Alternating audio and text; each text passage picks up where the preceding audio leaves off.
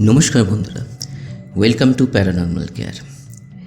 আজকে আমারই জীবনে ঘটে যাওয়া আর একটা সত্য ভৌতিক ঘটনা আপনাদের সঙ্গে শেয়ার করব। ঘটনাটা খুব নিয়ার রিসেন্ট বলতে গেলে 2022-এর ঘটনা, 22-এর এন্ডের ঘটনা। তো সেই বিষয়ে আজকে আমরা ডিসকাস করব, আলোচনা করব এবং শেয়ার করব আপনাদের। ভালো লাগলে একটা লাইক, শেয়ার আর কমেন্টস করতে ভুলবেন না।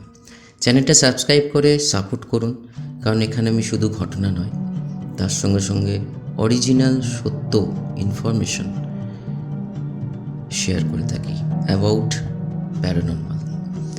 তো যাই হোক, ব্যাপারটা হচ্ছে, দেখুন, আমাদের একটা ধারণা আছে এই স্পিরিট মানেই আমাদের কোনো ক্ষতি করে, কিন্তু ঈশ্বরের আশীর্বাদ এটা বলতে পারি, যতবার স্পিরিট কন্ট্যাক্ট হয়েছে আমার সামনে, জানি না কেন, হয়তো ঈশ্বরের বড় আশীর্বাদ, কেউ কখনো হার্ম করতে আমার সামনে আসেনি। এই ঘটনাটা সেটাই, একটা পুরোটা শুনলে আপনারা বুঝতে পারবেন যে এটা কী করে পসিবল, কিন্তু ঘটেছে তাই আপনাদের সঙ্গে শেয়ার করছি। আমার উদ্দেশ্য মিথ্যে কথা বলে গল্প বানিয়ে শেয়ার করা না, যেটা ঘটেছে সেটাই শেয়ার করছি। আসলে আমার যেটা আর একটা ফিল্ড আছে, সেটা হচ্ছে আমি পাখির চিকিৎসা করে থাকি। পাখি মানে খাঁচার পাখির চিকিৎসা করে থাকি। তো সেই রিলেটেড লোকের ডাক আসে, তাদের বাড়ির পাখির যদি কোনো রকম অসুবিধা হয়, আজকের দিনে প্রচুর মানুষ আমাকে চেনে ওই ফিল্ডেও, তারা ডেকে পাঠায়, কি হয়েছে না হয়েছে জেনে তার কি মেডিসিন চলবে সেটা মানে তাকে প্রোভাইড করে। এটাই হচ্ছে আমার কাজ, প্রোভাইড করা। তো এরকমই একজন ভদ্রমহিলা আমাকে ফোন করে একদিন, সোদপুরের ভেতর থেকে। এটা সোদপুরের ঘটনা, 2022-এর এন্ডের। তো ভদ্রমহিলা যেহেতু একটু ব্যস্ততার মধ্যে থাকতেন, তো উনি আমাকে প্রেফার করেছিলেন সকালের দিকে যাওয়ার জন্য, স্টেশন থেকে একটু দূরত্বে ভেতর দিকে। একটা রিক্সা করেও যাওয়া যায়, সাইকেল রিক্সা, বা অটো করেও যাওয়া যায়। স্টেশন থেকে নেবে, সোদপুর স্টেশন। তো আমার ঘটনাচক্রে সেই দিন কি হয়, যেটা আলোচনা হয় না ওনার সঙ্গে, যে আমি সকালে যেতে পারবো না, সকালে অন্য জায়গায় ভিজিট আছে, আমি ইভিনিংয়ের দিকে যাব। তো এদিক ওদিক করতে করতে ফিক্সড হয় সন্ধ্যে 7টা নাগাদ আমি ওনার কাছে গিয়ে পৌঁছবো, 7টা সাড়ে 7টার মধ্যে।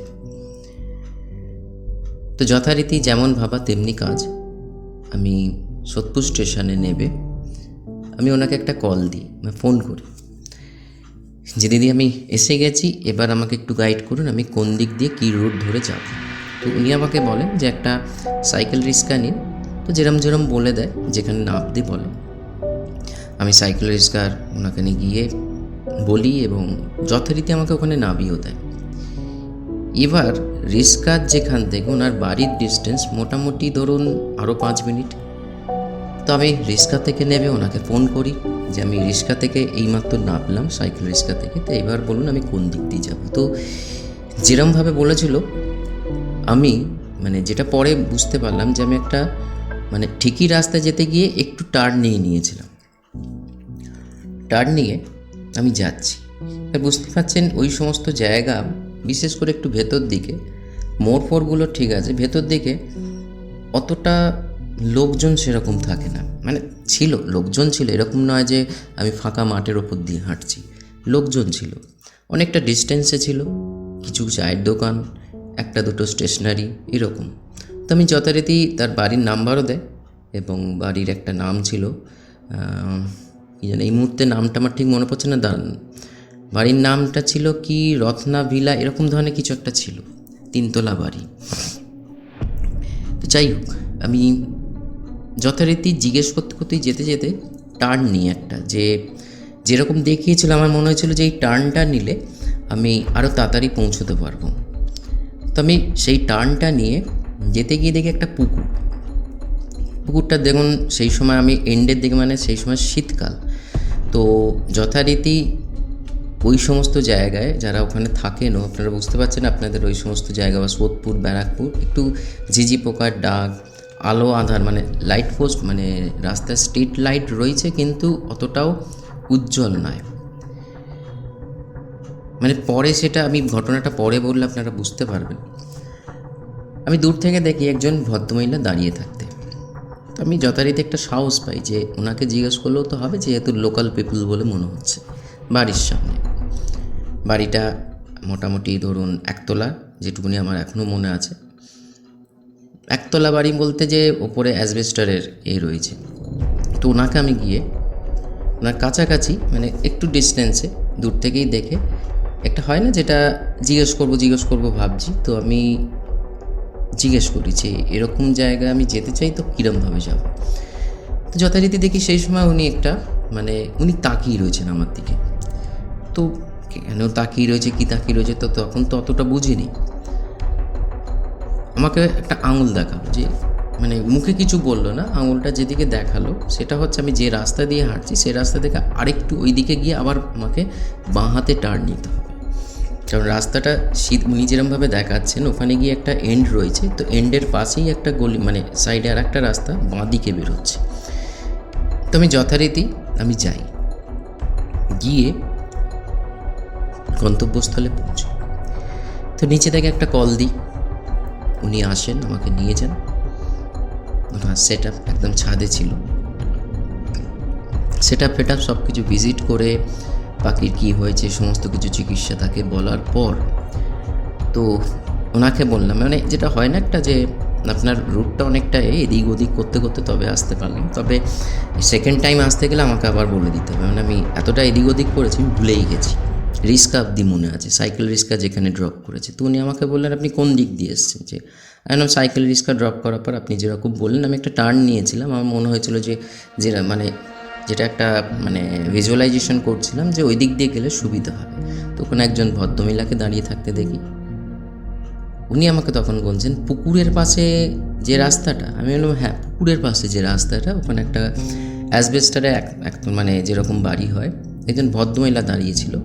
তো ওনাকে জিজ্ঞেস করতে উনি আমাকে আপনার বাড়ির ডিরেকশন দেন। তো উনি কিছুক্ষণ চুপ করে থাকেন, ভদ্রমহিলা ওখানে। তবে হ্যাঁ, এটা বলে রাখি ফ্রেন্ডস, আমি যে রুটটা দৌড়েছিলাম ওইখানে ওই পুকুর পাড়ের পুকুর ঠিক পাড়ে নয়, পুকুর থেকে একটু 2-10 পা একটু এগোলেই ওনার বাড়িটা। তার আশেপাশে কিন্তু সেরকম কোনো বাড়ি আমি দেখিনি। এটা আমার মাথায় খুব ভালো করে আছে, কারণ আমি যেটুকু আমার বলুন তো কীরকম, ধরুন যে রুটটা দিয়ে যাচ্ছি সেই রুটটাকে ভালো করে, কিন্তু বেশি এদিক ওদিক ঘুরলে অনেক সময় আমার গুলিয়েছে। উনি তখন আমাকে বলেন যে উনি প্রথম এমনভাবে বলেন যে আমি ঠিক বুঝতে পারছি না, আপনাকে তো বললাম রিক্সা থেকে নেবে যেরম, কিন্তু আপনি টার্ন নিতে গেলেন কেন? আমার মনে হলো যে এই দিক দিয়ে টার্ন নিলে দুদিকে যে রাস্তাটা মনে হচ্ছিলো যে ওই দিক দিয়েই বেঁকবে, কিন্তু সেখানে আরও একটা ঘুরতে হয়। আর একজন ভদ্রমহিলা আমাকে দেখান। উনি আমাকে বললেন ভদ্রমহিলার এজ কীরকম, সমস্ত কিছু। আমি এত কেন আপনি জিজ্ঞেস করছেন, ওনাকে জিজ্ঞেস করি আমি। উনি তখন বললেন যে আপনি দাদা যেটা বলছেন সেটা কখনো পসিবল নয়, কারণ পুকুর পাড়ে ওখানে একটাই বাড়ি, সেই বাড়িটা আগামী 1 থেকে 1.5 বছর এমনি বন্ধই থাকে। ওখানে যিনি থাকতেন একজন ভদ্রমহিলাই থাকতেন। উনি বিষ খেয়ে সুইসাইড করেন, আজ থেকে 1 থেকে 1.5 বছর হতে চলল। ফলে ওই বাড়িটা ওরকমই অবস্থায় পড়ে আছে। তো গাছগাছড়ায় ভর্তি। আনলাম না, পরিষ্কার পরিচ্ছন্ন বাড়ি। আমি পুকুরের সামনে 2-10 পা একটু এগিয়েতেই আমি বাড়িটা পেয়েছি। বললেন হ্যাঁ, বুঝতে পেরেছি আপনি কী বলছেন। ভদ্রমহিলা একটু অর্ধবয়স্ক বয়স্ক, খুব বেশি এজ হলে বলতে পারেন 35 কি 40-র মধ্যে। বললাম হ্যাঁ, ওরকমই হবে। উনি শাড়ি পরেছিলেন, কিন্তু আমার সঙ্গে কোনো কথা না বলে হাত দেখালেন। তো আমি সেই হাত ধরে এসে দেখলাম রাস্তাটা তার পাশের একটা বাঁ দিকের রুট বেরোতে। তখন আমি আপনাদের 4টে বাড়ির পরে আপনার বাড়িটা রয়েছে। বললো হ্যাঁ, আপনি নয় ভুল দেখেছেন, আর না হলে আপনার কিছু দেখুন ব্যাপারটা কী হয় বলুন তো। আজকে আমি এই জিনিসটা আপনাদের সঙ্গে ডিসকাস করছি, বাড়িতে এসেও ডিসকাস করেছি। এটা যেহেতু আমি বিলিভ করি, তো সেটা আমি বিলিভ করি, কিন্তু সবাই তো আর বিলিভ করে না। উনি ভাবছেন যে হয়তো আমি গুলিয়ে ফেলেছি, কিন্তু আমি গুলোইনি। আমার স্পষ্ট মনে আছে যে ওই ভদ্রমহিলাই, যার কথা উনিও বলছেন এবং এক্স্যাক্ট যে লোকেশনটা বলছিল, সেখানে একটা বাড়ি ছিল, কিন্তু পরিষ্কার পরিচ্ছন্ন বাড়ি। উনি যেটা বলছেন যেহেতু 1-1.5 বছর যদি একটা মানুষ মারা যায়, তার কোনো মেনটেনেন্স না হয়, সে কুঁড়ে ঘরই হতেই পারে, কিন্তু সেখানে প্রাকৃতিক নিয়ম অনুযায়ী আগাছা জন্ম নেবেই। সো এখান থেকে মানে পরে আমি আবার তার সঙ্গে মানে একবার মিট হয়েছিল, কিন্তু তখন সঠিক রাস্তা দিয়ে যাই। কিন্তু আমি নিজে রিয়েলাইজ করি যে আমাকে উনিই রাস্তা দেখান। কিন্তু এখানে একটা পয়েন্ট ফ্রেন্ডস, পরে যেটা আমি বুঝতে পারি, আপনারাও বুঝতে পেরেছেন, যে একজন স্পিরিট আমাকে রাস্তা দেখিয়েছে, যেটা আমি একটা হসপিটালের ঘটনাতেও বলেছিলাম। কেন জানি না, কিন্তু এখানে একটা অপঘাত উইথ সুইসাইড, যেখানে প্রেতজনিতে আমরা বারবার শুনে থাকি প্রেতজনিতে জন্ম হয়। এবং ব্যাপারটা হচ্ছে যে যদি ধরুন এটা সত্যি, এটা আমিও জানি যে সুইসাইড করলে এক ধরনের অন্য ধরনের মানে অবয়ব একটা আকৃতি পায় সেই আত্মা, এবং প্রচণ্ড বিক্ষিপ্ত থাকে। কিন্তু সেই আমাকে এরকমভাবে আমাকে রং রুটও দেখাতে পারতো সে, কিন্তু সঠিক রুটটা কেন দেখালো সে তা আজও জানি না। হতে পারে প্রিভিয়াস কর্মা যাকে বলে সেটা ভালো ছিল, বা ঈশ্বরের অলওয়েজ সান্নিধ্যে থাকি ফলে সে কাছে এসেও আমার ক্ষতি করতে পারেনি, বা এটাও হতে পারে সব আত্মা সমান ক্যাটাগরির হয় না। এটা আমাদের একটা ধারণা যে আত্মহত্যা করলেই সেই স্পিরিট উগ্র। এবার আর একটা জিনিস এখানে আমি একটা শেয়ার করি, আপনার মেন্টালিটি, আপনার ভাইব্রেশন যেরকম হবে ওরাও কিন্তু সেরকমভাবে রিয়্যাক্ট করে। এটাও কিন্তু আমার প্র্যাকটিক্যাল লাইফে আমার এক্সপিরিয়েন্স আছে বলেই বলছি, কারণ রিসেন্ট 2-3টে কেস আমি এই চ্যানেল থেকেই হ্যান্ডেল করছি।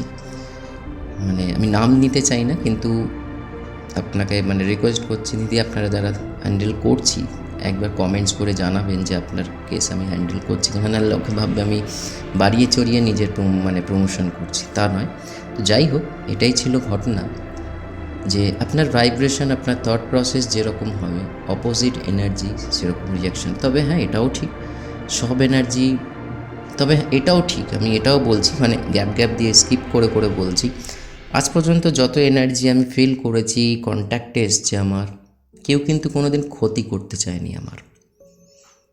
কারণ তারও একটা কারণ আছে, যেটা আমি অন্য কোনো দিন শেয়ার করবো। তো এই ছিল ঘটনা। ভালো লাগলে নিশ্চয়ই লাইক এবং কমেন্টস করবেন, চ্যানেলটা সাবস্ক্রাইব করে একটু সাপোর্ট করুন, কারণ অরিজিনাল ঘটনা, অরিজিনাল ইনফরমেশন আমি শেয়ার করে থাকি। ভালো থাকুন, সুস্থ থাকুন, ঈশ্বরের সান্নিধ্যে থাকুন, ভালো কর্ম করে এই জীবনটাকে সফল করুন। নমস্কার।